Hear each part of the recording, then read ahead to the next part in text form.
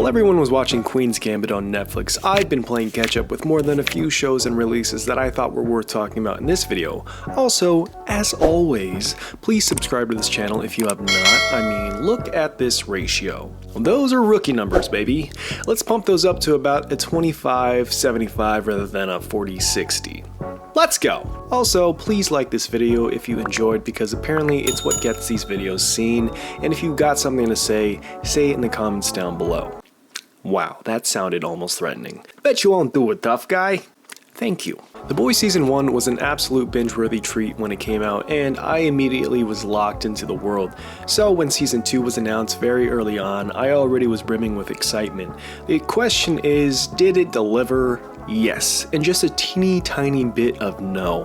While comparing a show to its freshman season is a bit unfair, I think it's appropriate because as the show progresses, it should continue to raise the stakes and up in quality. That being said, Season 2 was a blast. I'll get into my nitpicks towards the end of this, but for now, I think it's worth mentioning the good parts. Also, fair warning, this will include spoilers. Now, what Season 2 gets right is that they open up the world by extending the reach of Vought. While Season 1 hinted at how far their hands extended, this time we get to see their influence in politics, and I really enjoyed that. I think this show knows exactly what it wants to accomplish. It's gory, bloody, and keeps it balanced with humor. This season, Homelander shined more than ever, providing more context to his character and adding more layers. Anthony Starr nails this role, and it just shows how much range this guy has. From one scene to the next, he can convince you he has your best interest, and then the next, he can snap your neck. It's thrilling, and he brings an intensity to each scene that gives the show that same feeling an episode of Game of Thrones would, where you just don't know if anyone in the scene will live or die. It's fantastic. I also love the inclusion of Shawn Ashmore as Lamplighter, which to my surprise and dismay was short-lived, but they added some context behind his character, and although I would have liked for him to be an anti-hero with the boys, I think it's fine how his character left. Also, the added story behind Butcher's character helped flesh out why his behavior is always so violent and erratic, which was also just cool to see a low-key Lord of the Rings reunion in that one particular scene, even if their respective characters in the films shared no scenes together. Whatever, Lord of the Rings is a win no matter what. The addition of Stormfront as well and the decision to make her a woman was also a very smart decision because it balanced Homelander's story and gave him someone he could relate and confide in, for the most part.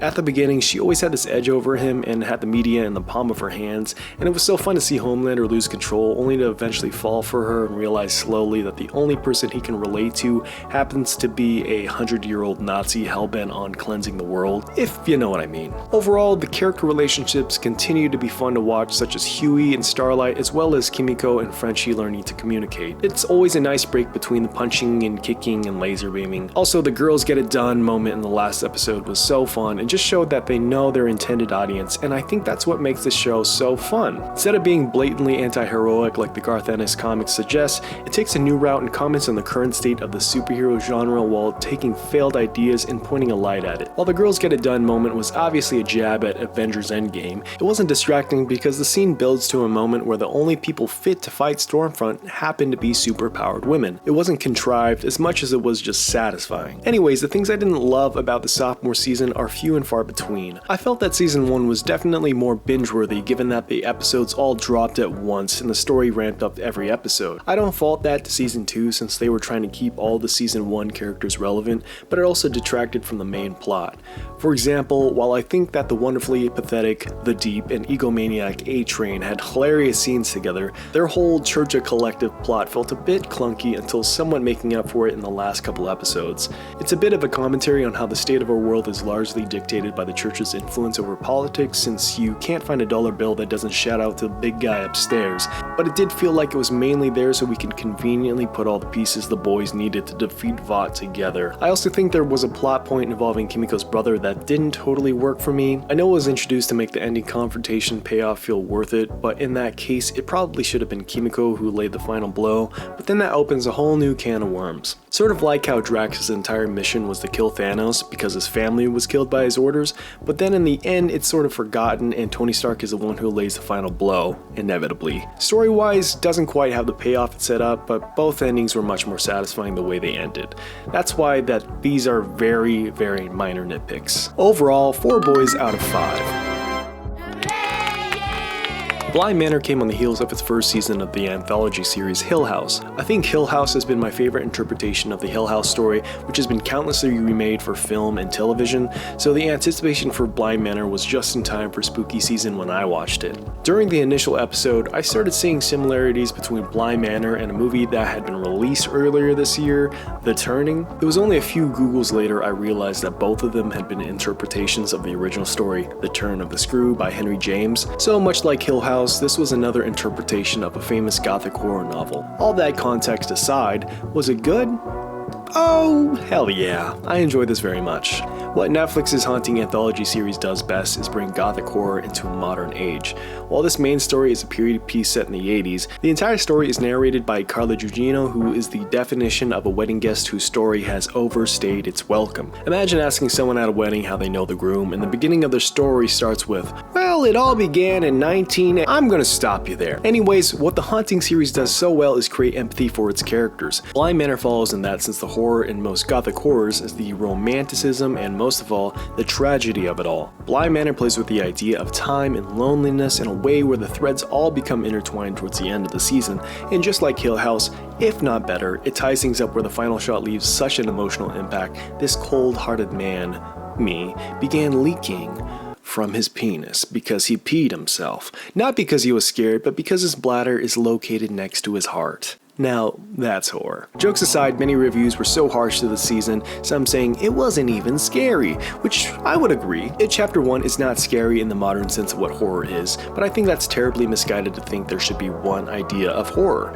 Much like It Chapter 1, it's about creating likable characters that are pit against a horrific situation and creating an atmosphere. However, in this case, unlike Pennywise, they give the big bad of Bly Manor a compelling and heartbreaking backstory.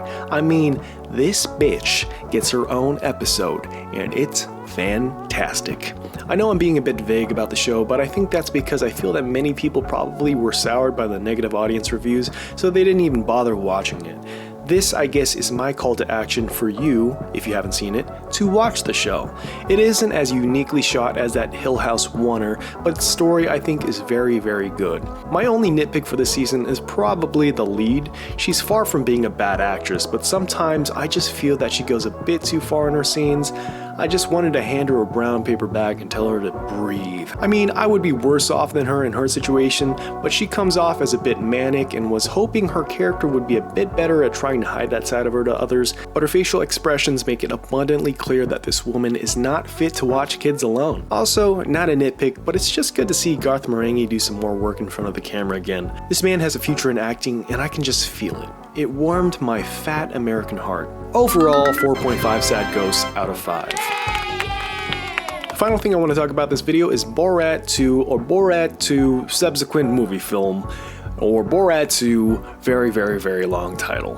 For most of us in our 20s, Borat was the funniest fucking thing in the world when it came out. I remember the exact group of people I was with and how hard I laughed until my stomach hurt watching two men chase each other naked in a lobby. A scene I would put next to the dick montage on Superbad as part of my growth and development. They literally made me stop eating foods that were shaped like dicks. No hot dogs, no popsicles. You know how many foods are shaped like dicks? The best kinds.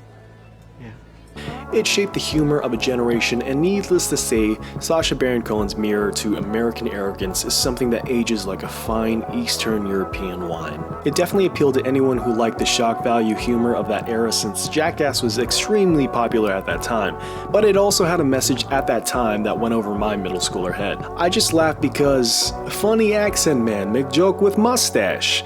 Over time, I have grown a better appreciation. So with that all being said, a Borat sequel many years later came entirely out of left field. Did it live up to the, well, I won't say anticipation since it was a surprise for most of us, but did it accomplish its goal of entertaining? Why, yes, I think it did. As far as shocking goes, Sacha Baron Cohen delivers most of the time. While it's hard to live up to the hype that the first movie created, he somehow uses his character's fame to his advantage.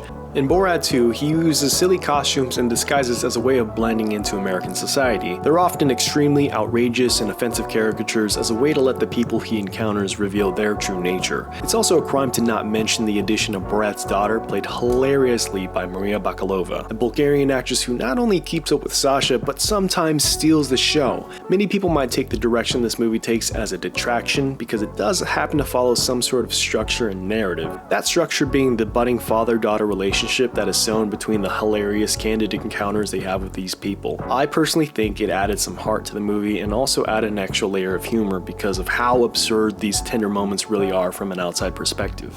All in all, I think this movie does a great job and is a worthy follow-up to its predecessor. Before you even watch it, you think to yourself, America has changed so much since 2006. How can there be people that would willingly out themselves as racist, bigoted, or sexist in 2020? And then you see this. Okay, journalists, are we gonna inject them with the Wuhan flu? Or chop them up like the Saudis do? Okay, let's hear it. Who wants to inject them with the Wuhan flu? What are we gonna do with the radical leftists? We're gonna chop them up like the Saudis do? Or gas them like the Germans do?